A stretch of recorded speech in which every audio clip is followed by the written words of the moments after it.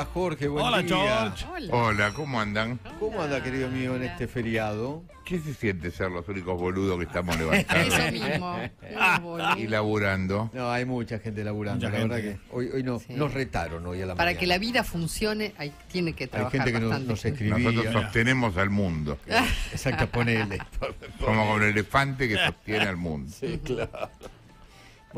Bueno, ¿qué onda? Fin de semana largo, larguísimo, hiper Sí, largo. me di cuenta.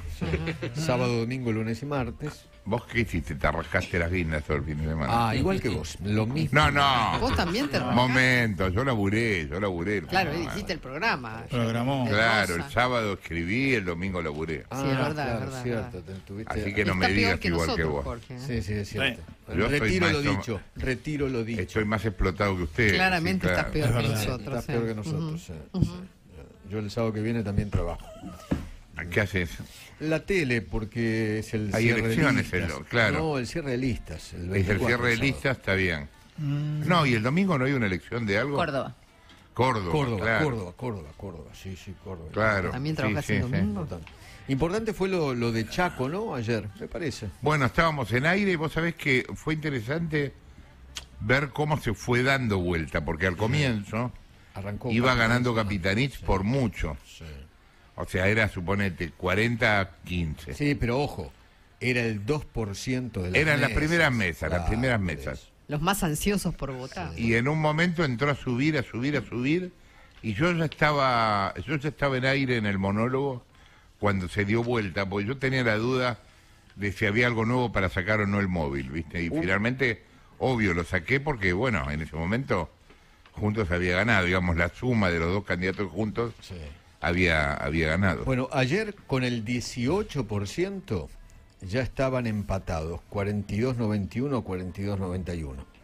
Con el 18%, y a partir de ese momento se dio vuelta. Sí, igual yo ayer comentaba una cosa porque viste que la gente con esto se da manija y cree que todo sucede en 5 minutos. Sí. Que los procesos de cambio de un sistema feudal como el del Chaco, y yo lo viví en Catamarca y en Tucumán también, a pesar que en Tucumán nunca terminó de cambiar del todo, y en otros lugares, son largos. O sea, ayer vos es que justo me encontré en el canal antes de empezar el programa con Marta Peloni, que todos se acuerdan de ella por lo de María Soledad, ¿no? Y lo de María Soledad duró mucho tiempo, no es que en una elección se cambió. O sea, tardaron en terminar de caer los Sadi en Catamarca. Claro. Y aparte no es que hubo una marcha y ya está. Claro. Hubo 400 marchas. Claro. Yo les contaba a ustedes el otro día, una ciudad de 90.000 habitantes en aquel momento que era Catamarca, 30.000 marchaban. Claro. Era una cosa impresionante de ver, 30.000 en silencio, Sí, claro. marchando. Era ¿no? la marcha Fue del silencio, justamente. Sí. las famosas marchas del silencio, claro. Pero no hubo una marcha del silencio, hubo 4.000, ya no digo 4.000 no, pero hubo un montón, Muchísimas. Sí, claro. un montón. Y todo fue cambiando de a poco, ¿viste? Igualmente, lo del Chaco yo todavía lo dejaré, 17 de septiembre creo que es la elección, ¿no? Yo dejaría en signo de interrogación todavía, ¿no? Yo creo que Capitanich va a ganar la elección. 400.000. serio? 417. Sí, porque está todo muy... Mira, yo saqué, perdón por autocitarme, digamos, pero yo el sábado saqué una nota en Clarín que se llamaba La cancha inclinada, Sí, claro. a donde explicaba por qué en el interior, con números, por qué en el interior se tiende a mantener los Oficialismo, gobiernos. claro. Hay del 83 para acá, hay un 86% de gobernadores que fueron reelectos. 86%. O sea, los tipos no pueden perder, tienen la vaca atada mal. Claro. El laburo estatal es más que el privado. Hay un montón de cosas que ayudan a que eso sea así. Claro. Yo lo que creo es que ahora lo de Chaco empezó a cambiar. Pero no es que cambió completamente por este tema. Ese tema hizo un hueco importante, lo de Cecilia, hizo un hueco importante. Pero bueno, ahora tiene que seguir el movimiento de la gente para que esto cambie. Bueno, igualmente yo destacaría esto, que hay 417.000 personas que no fueron a votar. Bueno, hubo un 10% más de abstención que en la Por elección eso, última. por eso, yo prestaría atención porque calculo que el plan Platita va a funcionar a full. ¿Te puedes imaginar Obvio. que Capitanich va a tratar de salir a comprar todo lo que pueda? Igual te digo, la abstención se va a sufrir en todas las elecciones. Y en la nacional también va a haber mucha posible. abstención. No es posible. Porque la gente tiene las bolas por el piso, digamos. Nadie quiere ir a votar. Bueno, en todas las encuestas lo que se muestra es justamente que en realidad no son 3/3, son 4/4. Claro, bueno, y ahí Porque se complica porque cambia todo. Entre el no sé, no voy a ir a votar o voy a votar en blanco, ahí te llevas casi el 20. Y también hay otra cosa, que estas elecciones, las de ayer en Chaco eran paso. Claro. Paso. O sea, no eran elecciones que cambiaran nada. Claro. Eran estas cosas que tienen las pasos que son como simbólicas. Claro. Igual es importante que haya perdido. Es una suerte de encuesta. No, una no, gran es importante, es Claro, importante. obviamente. Pero no era que cambiaba ninguna cosa concreta. Entonces la gente sabe que puede no ir. Ahora, Digamos, hay paso, no voy, qué sé yo. qué cara dura Capitanich, diciendo Y el sí, nuestro fue bueno. un triunfo muy grande. Claro, él le ganó 90-1 Y sí. a su contrincante. Claro, ¿no? el triunfo. Entonces fue un gran triunfo para él. Un absurdo. Qué Sí, bárbaro. terrible. Realmente es interesante lo que está pasando ahí. Interesante e imprevisto. Nadie pensaba que una bestialidad como el asesinato de esta chica podía pasar. Ahora, mientras ellos tratan de mantenerlo de presentarlo como un femicidio, el tema es absolutamente político. Yo ayer mostraba en la tele, hay un libro que escribió con prólogo de Capitanich. Sí, sí. O sea, está la vida de Merenciano Cera contada por la mujer, un poco objetiva, ¿no? Que la vida del tipo contada por la mujer, con prólogo de Capitanich. O sea, hoy leí. por donde mires, hay vínculo. Hoy por leí, donde mires. Hoy leí algunas frases del prólogo que son realmente increíbles, ¿no? Porque él dice que ahora no lo conoce, ¿viste? Que no tiene mucha relación. Bueno. Y además dice, es un hecho policial. Yo no entiendo como un hecho policial. Claro, le quieren rebajar. ¿viste? Lo que pasa es que si vos lo ves, lo de Catamarca, lo de Paulina Lewis en Tucumán, los crímenes de Darce en Santiago del Estero, son todos crímenes de tipos que estaban en una situación, no importa cuál, porque en un lugar estaban de fiesta con unas minas, en otro lugar tal cosa, en otro tal otra, pero estaban ahí y de golpe dijeron, y bueno, boleteala. Dios. Sí. ¿Me entendés? Sí. Porque en el fondo no va a pasar nada, o sea, lo hicieron sabiendo que no iba a pasar nada. La impunidad es total. Y bueno, pero por eso tienen relación con el poder. ¿Me entendés? Porque son familias ligadas al poder, o hijos del poder, o socios, como en este caso, del poder, que dicen, bueno, no pasa nada, dale, boleteala. Totalmente. O en el caso de ellos, me tiene cansado esta mina, ¿viste? Matala. Por Dios. Es tremendo. Y es algo que no pasaría nunca en una situación normal, en ningún otro lugar, pero bueno, en el interior los tipos llegan a sentir eso. Nadie ¿Me se va a dar entendés? cuenta. Nadie se va a dar cuenta, y si se dan cuenta lo tapamos, no pasa nada.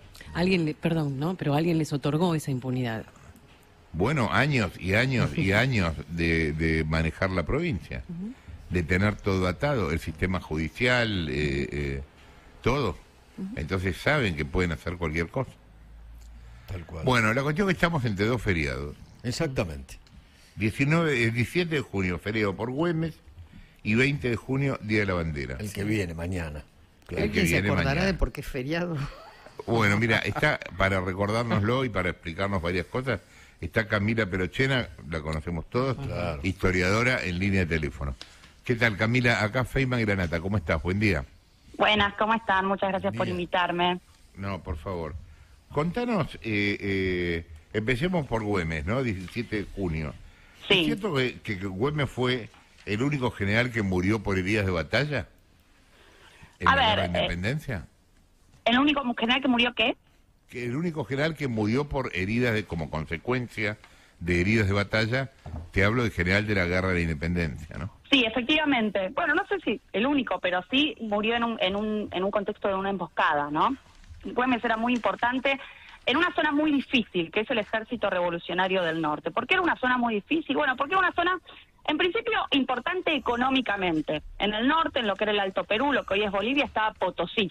Cuando empieza la revolución y el Alto Perú se independiza, se abre de Buenos Aires y decide no obedecer a la Junta de Buenos Aires, nosotros perdemos ahí algo muy importante, o por lo menos el Virreinato del Río de la Plata pierde algo muy importante, que es la mina de Potosí. Entonces, ahí va a haber muchísimos ejércitos destinados, diferentes generales de batalla destinados a esa frontera del norte para intentar recuperar el Alto Perú. Eso es algo que nunca se logra, pero Güemes va a ser muy importante. ¿Por qué? Bueno, en principio porque va a estar sosteniendo esa frontera norte y evitando que los realistas que estaban en el Alto Perú avancen por Jujuy, avancen por Salta. Belgrano también, digo, los dos van a ser importantes dentro de ese ejército del norte, que va a ser una zona además muy hostil de batalla. Digo, es una zona donde que nunca logramos recuperar, nunca se logró avanzar sobre el Alto Perú, pero es una zona muy complicada para poder, por la estructura geográfica que tenía, para poder avanzar, ¿no? Entonces era una zona rebelde y digamos que la memoria de Belgrano y la memoria de Güemes, bueno, la memoria de Belgrano también se une a otras cosas, pero en gran parte están asociadas a la defensa de esa frontera norte, ¿no? Y es una defensa, como decía, muy difícil. Entonces, haber logrado evitar el avance de las tropas por esa zona del Alto Perú, bueno, es todo un logro, a pesar de que nunca se logró recuperar el Alto Perú, ¿no? Vos es que algo que me parece que estaría bueno destacar respecto a Güemes era la edad. Güemes muere siendo un chico, tenía 30 y pico de años. Y aparte arrancó su carrera militar desde muy joven. Por ejemplo, él participó de las milicias voluntarias que defienden a Buenos Aires durante las invasiones inglesas con 20 años nada más, ¿no? Entonces arrancó en esa carrera, en esos ejércitos que luego van a ser los ejércitos revolucionarios desde muy jovencito y luchó en batallas importantes, ¿no? En Suipacha, en la derrota de Huaki. Entonces, efectivamente, es un personaje joven dentro de este escenario. Y personas que, tanto en el caso de Güemes como de Belgrano, son personas que se van profesionalizando al calor de la revolución, ¿no? Que se van haciendo militares y que van entendiendo cómo funciona la milicia al calor de la revolución. Eso, por ejemplo, en Belgrano es muy evidente. Belgrano, y lo decía él de forma muy explícita, no tenía ni la menor idea de cómo hacer la guerra, ni de cómo pensar estrategias militares, y eso evidentemente se vio en el campo de batalla, en el sentido de que Belgrano tuvo más fracasos que triunfos, pero aún así, y esto lo plantea Alejandro Correa, que es un estudioso del Ejército del Norte, él dice: Belgrano fue un gran constructor de ejércitos, en un contexto donde nosotros, imagínense, no teníamos militares profesionales. Entonces, construir un ejército en el Virreinato del Río de la Plata en 1810 era toda una proeza. ¿Por qué? Bueno, porque las personas que se unían al ejército no sabían ni cómo disparar. Si les disparaban, se podían desbandar. Entonces, lograr construir, por ejemplo, un ejército que en el medio de una batalla se mantuviera unido, no se desbandara frente al ataque de los enemigos, bueno, eso ya era todo un logro. Y si bien, como les decía recién, Belgrano tenía un montón de dificultades en términos de conocimiento como militar, ¿no? De estrategia militar, bueno, una de las cosas que destacan los historiadores es eso: el tipo construyó ejércitos con una materia prima para construir ejércitos muy difícil, ¿no? Entonces, sí, perdón. Vos decías una cosa que es interesante, que es que Belgrano pierde más batallas de las que gana. Belgrano gana Salta y Tucumán. ¿Y por qué gana Salta y Tucumán? Bueno, gana Salta y Tucumán en parte porque los ejércitos que construyó eran ejércitos fuertes, porque había podríamos decir, una noción, me imagino, de heroísmo, de causa, porque el territorio en Salta y Tucumán no era el territorio que luego va a ser en el Alto Perú. Yo te decía, bueno, el territorio del Alto Perú es un territorio difícil, el territorio en la batalla de Salta y Tucumán es otro tipo de geografía, es una geografía donde el ejército se puede plantear, no es una geografía montañosa, ¿no? Sí, entonces, sí. Esas batallas podía pensarse la estrategia de otra manera.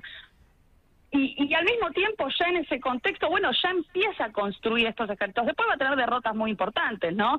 Que son las que le hacen, cuando sube al Alto Perú y cuando avanza después de Salta y Tucumán, en el Alto Perú sí va a ser derrotado y va a tener que replegarse. Pero aún así lograron sostener que el ejército realista no avance sobre Salta y Tucumán. Lograron sostener esa frontera. Hablaron, por favor, del éxodo jujeño, que para mí es como una epopeya increíble y que marca la personalidad de Belgrano también. Bueno, efectivamente, de hecho, el éxodo jujeño es como el momento que generalmente elige recordar, por ejemplo, Cristina Kirchner, ¿no? Porque, Mirá. bueno, es su momento preferido. Sabemos que Belgrano es lo que ella dice su héroe preferido, pero... Hubiera sido su amante.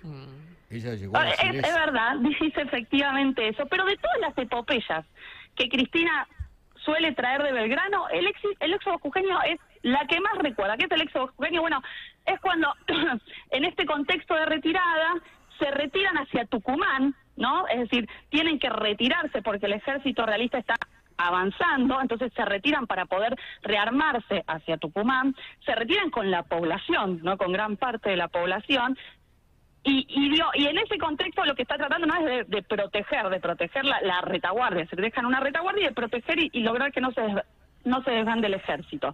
¿Por qué, por ejemplo, lo recuerda Cristina? Bueno, que Cristina elige recordar de ese contexto, ella dice, bueno, los poderosos no querían hacerlo, ¿no? Y los poderosos se negaban como esa especie de epopeya del pueblo, porque esto es una estilización del argumento, es lo que suele hacer. Pero ella compara el éxodo jujeño con antecedentes de con experiencias dentro de su propio gobierno. Y dice, bueno, así como en el éxodo jujeño se hicieron sacrificios, ¿no? Y se incendian sus casas y dejan campo arrasado para poder retirarse hacia Tucumán. En otros contextos el pueblo tiene que hacer sacrificios y los poderosos, dice ella, son los que menos quieren hacerlo. Entonces ella, cuando se compara con Belgrano, generalmente la epopeya que elige para compararse con Belgrano es la del éxodo jujeño.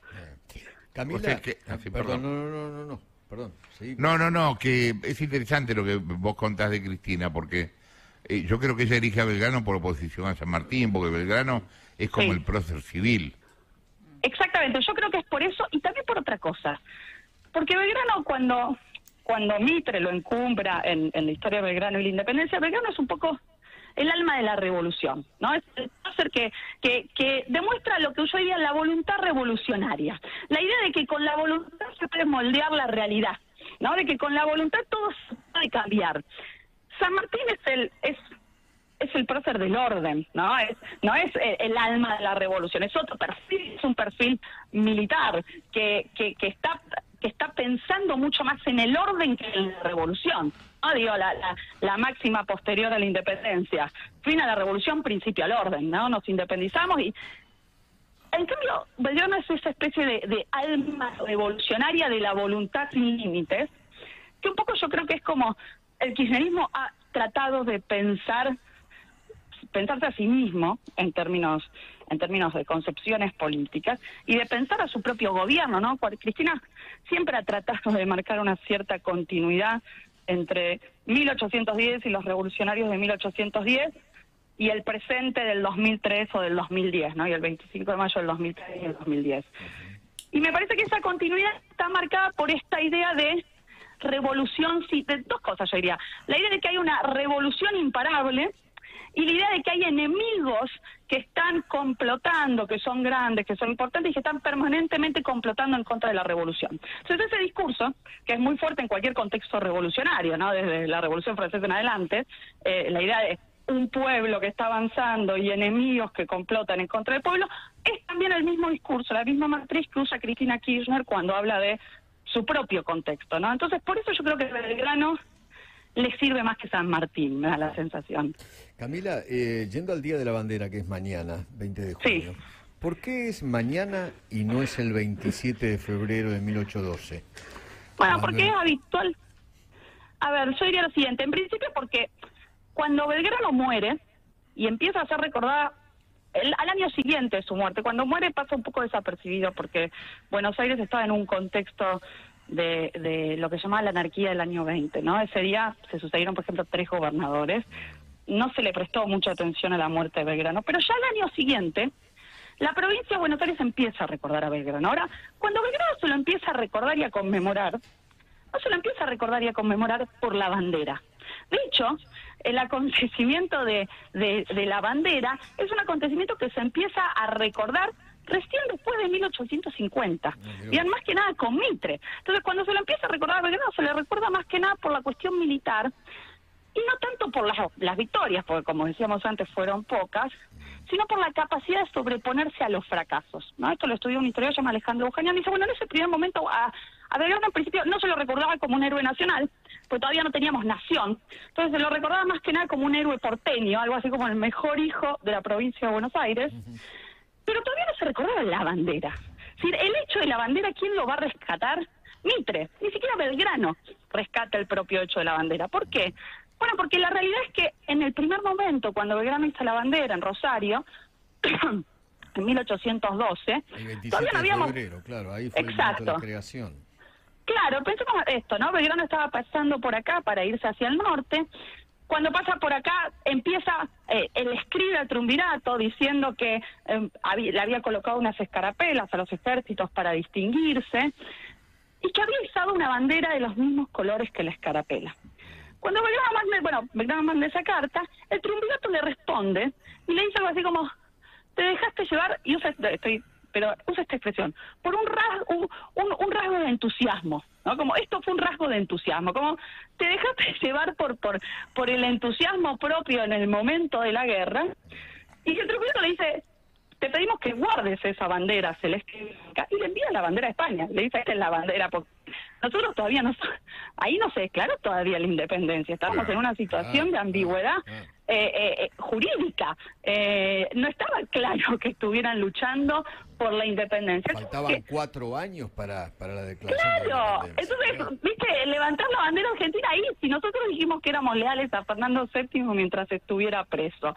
Entonces ahí le mandan esa carta a Belgrano, Belgrano no la recibe, porque cuando llega la carta, eso es algo muy estilo de cuando llega la carta a Rosario, Belgrano ya se había ido hacia el norte, en el norte vuelve a izar la bandera, y ahí el triunvirato le vuelve a mandar una carta, como diciendo, dijimos que no, y ahí Belgrano le responde, pide disculpas, y dice que va a guardar esa bandera, que la va a esconder, y que no va a quedar memoria de ella. Es decir, hay una carta de Belgrano que dice esto, ya está, como bueno, perdón, no va a quedar memoria de esta bandera. Entonces, eso quedó un poco sepultado ahí, ¿no? Ya, incluso en las memorias del propio Belgrano. ¿Podés contar lo de las banderas de Macha en Bolivia? Claro. ¿Qué cosa específicamente? No, bueno, y que describas cómo eran, porque bueno, se presume que esas eran las banderas de Belgrano. Claro. Efectivamente, es decir, las banderas, era de los colores, era color celeste, blanco y celeste y blanco, básicamente, solo que el celeste estaba en el medio, ¿no? Estaba blanco, celeste y blanco sería, el celeste estaba invertido, y bueno, y ese se supone que es la bandera que se supone que Belgrano utilizó para identificar al ejército en el Alto Perú, ¿no? Y es una de las banderas más antiguas que existen aún hoy para la campaña del Alto Perú, ¿no? ¿Y por qué pasó de ser blanca, celeste y blanca a celeste bueno, no y celeste? Está claro, lo de los colores de la bandera hay mucho debate. Se cree, o es lo más probable, que como eran los mismos colores que utilizaban los propios Borbones, el color celeste y blanco era el color que identificaba a los Borbones, se supone, no hay en ningún lugar explícitamente, Belgrano lo dice, pero se supone que eran los colores en los que se basa para pensar la bandera acá, porque eran los colores con los que se identificaban a los Borbones, y como sabemos todavía nos pensábamos como protectores de la soberanía de Fernando VII, ¿no? Entonces también hay una idea de que la bandera tiene esos colores, por eso, ¿no? Por la relación que todavía teníamos con Fernando VII. No como nos enseñaban en el colegio, el color del cielo, ¿no? Del color del cielo, sí, eso no está claro, pero tampoco no hay ninguna carta de Belgrano donde él diga tampoco que se inspira en los colores de los Borbones, ¿no? Tampoco está esa idea. Pero a mí lo que me parece interesante es que recién, el tema este de la bandera recién lo rescata Mitre. Es recién Mitre. Después, en realidad un poco antes Paz, pero después Mitre, el que va a estar diciendo, después de 1850, o sea, mucho tiempo después, tres días después de que muere Belgrano, el que va a estar diciendo, acá en Rosario en 1812 pasó algo muy importante, que es que nació la bandera. Bien, entonces ese hecho, que en el momento no fue vivido de esa manera por sus contemporáneos, después se le da una carga que es la que tiene hoy, cuando pensamos a Belgrano como el creador de la bandera, y se le da una carga posterior. ¿Por qué? Porque lo que se está haciendo en ese momento es yendo a la identidad nacional. Se está diciendo, bueno, tenemos una nación, que es la nación argentina, es una nación que preexiste al Estado. Lo que está diciendo Mitre es, sí, ok, tenemos un Estado a partir de 1860, pero la nación es anterior al Estado. Entonces Mitre dice, ya en 1810 tenemos una nación. Si vos me preguntás, yo te digo, no, bueno, en realidad en 1810 nadie estaba pensando en hacer una nación todavía.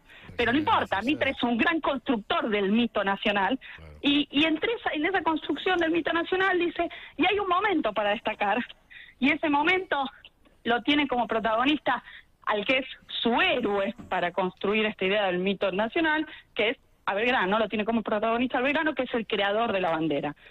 Pero no fue lo que en ese momento se vivió o se sintió así. Eso es lo que me parece como interesante para ver, ¿no? Como los contemporáneos lo vieron y cómo a posteriori se construyó ese acontecimiento. Y vos fíjate que faltaban todavía 3 años para la Constitución Nacional, ¿no? Bueno, en realidad digo 1850, pero hablo de la década. En realidad va a ser 1857. Así que en realidad viene después. Después, ok. Camila, por eso, perdón. Sí. No, solo quería aclarar. Por eso hay autores que dicen, bueno, muchas veces el nacionalismo primero nace el Estado y después el nacionalismo, ¿no? Esto lo dice Juan, por ejemplo. Bueno, uno podría decir eso para este caso, ¿no? Como estilizando un poco el argumento. Bueno, primero tenemos el Estado y después lo tenemos a Mitre diciendo la nación nace en 1810 y Belgrano construye la bandera en el 12. Perfecto.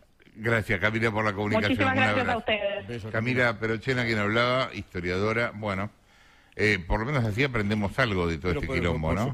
Pero por supuesto. Claro, Bueno, ahí te vas a ir a dormir, ahora vas a dormir hasta mañana a las 4 de la mañana. No, si tengo tele a la tarde. Ay, tenés tele a la tarde. Claro, tengo mi programita chiquito. Bueno. Cuadradito. Una siestita. Casi insignificante. Qué insignificante, están midiendo re bien. Bueno, nos vemos mañana. Bye. Chao.